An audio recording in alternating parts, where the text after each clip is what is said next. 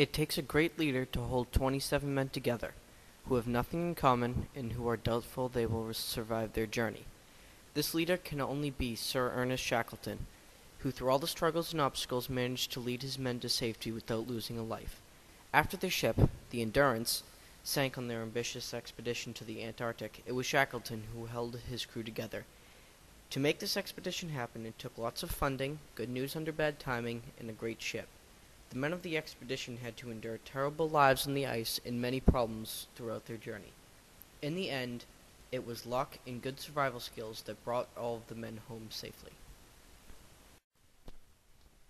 Shackleton needed a fairly large sum of money in order to fund his expedition, and he received money from many different sources.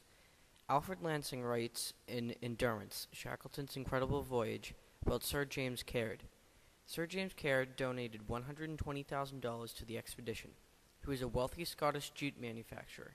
Sir James made a generous contribution to the expedition, probably due to the fact that he wanted a new places discovered named after him. Alfred Lansing writes in Endurance, Shackleton's Incredible Voyage, about what the government gave him. The government gave Shackleton a smaller sum of $50,000. Perhaps the government exerted restraint in its financial support because the pending announcement of war with Germany, for which the British government would reserve its financial support. Alfred Lansing writes in Endurance, Shackleton's Incredible Voyage, about the help from the Royal Geographical Society. The Royal Geographical Society gave him a token of their general but not total support of the expedition, which was $5,000. Shackleton used to be secretary in the Geographical Society, so he most likely expected a bigger donation to the expedition. These people helped fund an expedition that turned into one of the greatest rescue stories in history. Shackleton's expedition started right around the outbreak of World War I, and Shackleton thought he would have to give up the expedition. Alfred Lansing writes in Endurance, Shackleton's Incredible Voyage, about the state that Britain was in during the time of the expedition. The same day that the expedition was about to sail, the King of England gave Shackleton the Union Jack and then declared war on Germany. Shackleton struggled with the decision about whether or not to donate the Endurance to the British Navy. However, he received a notice from the British government to proceed with his expedition. Alfred Lansing writes in Endurance, Shackleton's Incredible Voyage, about the problems that could have been caused at the start of World War I. Although Shackleton thought that the ship's journey would be delayed, the government gave him the go-ahead to set sail. Upon Britain's involvement in the war, Shackleton thought that his ship would be useful to the British government and the Navy. Alfred Lansing writes in Endurance, Shackleton's expedition, about what the government gave him. In their answering telegram, they gave him a one-word answer, proceed. The British government decided that the expedition was important enough and that the ship was useless enough for the expedition to proceed. The expedition went underway after the event that could have ruined the expedition. In order to withstand the brutal conditions of the Antarctic, the expedition needed a strong ship. Alfred Lansing writes in Endurance, Shackleton's Incredible Voyage, about the price of the ship. Shackleton bought the Endurance off Lars Christiansen, a Norwegian whaling magnate. The final price was $67,000 less than what he paid to have it built, but for the cost of the expedition, he gave Shackleton a lesser price. Shackleton had made a name for himself in previous expeditions, which caused him to be treated like a minor celebrity. Alfred Lansing writes in Endurance, Shackleton's Incredible Voyage, about the physical characteristics of the Endurance. The ship had a 350 horsepower steam engine that could drive the ship up to 10.2 knots. At 144 feet long and a 25-foot beam, she wasn't too big, but big enough. Shackleton needed a good ship that could hold all his crew comfortably and could get Shackleton and his crew to their destination in a reasonable amount of time. Alfred Lansing writes in Endurance, Shackleton's Incredible Voyage, about what the ship was made of. The ship's hull was made with greenheart, a wood that was heavier than solid iron and couldn't be manipulated with regular tools. The pressure of the ice was so intense that it could crush anything. Shackleton needed a ship with material like greenheart that had such a chance. As strong as the Endurance was, the ice proved that nothing can withstand Mother Nature. If the men wanted to get back home again, they had to come up with a plan to be rescued. Alfred Lansing writes in Endurance, Shackleton's Incredible Voyage, about part of Shackleton's rescue plan. Shackleton left Elephant Island with 5 other men in a boat that was reinforced by the other 2 boats to set sail 800 miles in one of the most hostile oceans in the world. The 800-mile journey was one of the main reasons as to why the expedition was one of the greatest rescue missions of all time. Alfred Lansing writes in Endurance, Shackleton's Incredible Voyage, about continuing the mission on South Georgia Island. After arriving on South Georgia Island, Shackleton had to cross mountains that the whalers on the island thought to be impassable to cross. Without food, water, or rest, Shackleton was able to make a 36-hour hiking trip through the mountains deemed impassable with help from a 4th man, God. Alfred Lansing writes in Endurance, Shackleton's Incredible Voyage, about rescue attempts for the men left on Elephant Island. Over the next 4 months, Shackleton would attempt to rescue the men on Elephant Island 4 times, but was blocked 3 times by the ice that could have crushed the boat. As each rescue attempt failed, Shackleton realized that the chances of his men on South Georgia Island surviving got slimmer and slimmer. Whatever problems the rescue mission was faced, the men were able to get back home safely. Throughout the whole trip, there were many problems that caused the expedition to fail, and for some of the rescue efforts to fail. Alfred Lansing writes in Endurance, Shackleton's Incredible Voyage, about vital food that was abandoned in the ship. The boat was caught in the ice since the start of the men arriving in the Antarctic, and after abandoning her, stores of food and other essential items were stuck under thick ice in frigid water in various parts of the ship.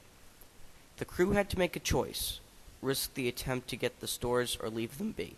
If they left them, much needed food would be lost. However, if they made the attempt to retrieve the stores, accidents might lead to loss of members of the crew. Alfred Lansing writes in Endurance, Shackleton's Incredible Voyage, about the loss of the dog teams. Due to the fact that the dogs were consuming too much meat, all of the dog teams had to be shot. The men were without any means of transportation or companionship, which greatly decreased morale. The men looked toward their dogs for companionship and as partners, and as someone who could pass the time. Losing the dogs was like losing a close friend. Alfred Lansing writes in Endurance, Shackleton's Incredible Voyage, about the water supply on the way to South Georgia Island. During the trip to South Georgia Island, the water supply was severely damaged after it was polluted by hairs from the sleeping bag. The loss of the vital water supply caused a huge decrease in morale as there was no other water to drink. The men were able to endure these problems and continue on with the expedition. The way of life that the crew had to live is a way of life that no man will willingly live. Alfred Lansing writes in Endurance, Shackleton's Incredible Voyage, about the living quarters of the men. Many lived in cold and constantly wet tents with little sleep. Perhaps the men got used to the uncomfortable conditions over time, as dryness was a luxury. Alfred Lansing writes in Endurance, Shackleton's Incredible Voyage, about how food had to be gathered. Ammunition was low, so seals had to be killed in the gruesome way of either being brained with a pickaxe or having slit its throat. This could have been a learned experience for the men, as what they had to do is how food is gathered to this day. Alfred Lansing writes in Endurance, Shackleton's Incredible Voyage, about what the crew used for warmth. A stove was made out of the wreckage of the Endurance. Perhaps all or many of the men had gotten used to the heating of the ship. However, only a small stove for warmth was a new experience for many of the crew. Many of the crew had a dramatic lifestyle change in the coming months after the sinking of the ship. Shackleton had 2 expeditions under his belt before he embarked on his 3rd and final expedition.